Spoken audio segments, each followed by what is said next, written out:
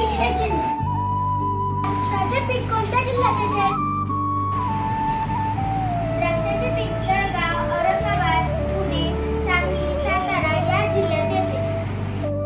मग सर्वांनी नकाशात दर्शवूया.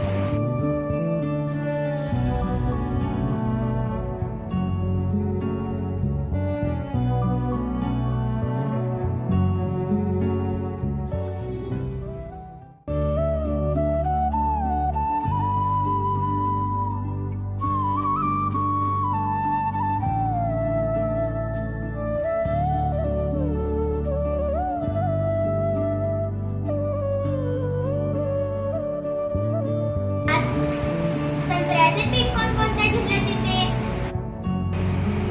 नागपूर, वर्धा, यवतमाळ, अकोला, अमरावती या जिल्ह्यात संत्र्याचे पीक घेतले जाते. चला मग